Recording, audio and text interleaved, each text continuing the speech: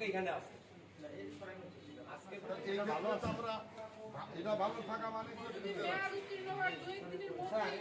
শুক্রবার দিন রাত্রে 8টা সাড়ে 8টার সময় আপনার ওই আয়ুব হিলটপ এখান থেকে 2 প্যাকেট দুধ ক্রয় করা হয়। তো দুধ করা হওয়ার পরে সেই দুধ 2টা ফ্রিজে রেখে দিই। রেখে দেওয়ার পরে গতকালকে শনিবার দিন আপনার এই দুধ বাচ্চাকে খাওয়ানো হয়। বাচ্চাকে খাওয়ানোর পরে বিকেল হইতে হইতে মোটামুটি বাচ্চা অসুস্থ হওয়ার পরে তারপরে সন্দেহর জায়গা থেকে আরেক প্যাকেট দুধ হচ্ছিল ফ্রিজে থাকে। থাকার পরে ওই দুধটা বের করার পরে দেখি যে আপনার ডেট এক্সপায়ার হয়ে গেছে। ঠিক আছে, হওয়ার পরে আপনার সেই দুধটা নিয়ে আপনার আয়ুব হিলটপে আজকে মানে রোববার 11:30 বা 11টা বাজে তখন আসি।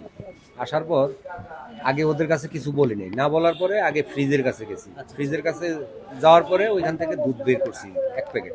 বের করে দেখি যে একই দুধ এবং এক্সপায়ার নাই হওয়ার পরে এখানকার যে ম্যানেজার আছে, ফ্লোর ম্যানেজার এবং ওদের যে কর্মচারীরা আছে ওদেরকে ডাকে সেরে ওদের সাথে আমি কথাবার্তা বলার পরে কয় ভাই আমাদের ভুল হয়ে গেছে বা এটা। পরে আমি বললাম যে আপনাদের ভুল হয়ে গেছে, আপনার বাচ্চাদের খাবারের জিনিস আপনারা এক্সপায়ার ডেট এগুলো আপনারা বিক্রি করতেছে। আমার বাচ্চাটা অসুস্থ, এগুলো আল্লাহ না করুক এর চাইতে যদি বড় ধরনের যদি হয়ে যেত। পরবর্তীতে আমি সাংবাদিকদের ফোন দিই, তারপর এইখানে আপনার থানায় যাই আপনার ওই যে তদন্ত ওসি সাহেবের সাথে আমি কথা বলার পরে সে বলে যে বুকটা ইয়েতে কমপ্লেন করার জন্য। পরে আমি ওইখানে আর জানি আসতে পরে এসিলেন্টের কাছে মানে সাংবাদিকদের যোগাযোগ করার পরে ওরা ম্যাজিস্ট্রেট সহ আসার পরে তারপরে আপনার যে মালটা প্রত্যেকটা মালেই এক্সপায়ার মেয়াদ উত্তীর্ণ পণ্য বিক্রি করা হয়েছে, সেই হিসেবে আমরা এসে এখানে সত্যতা পেয়েছি।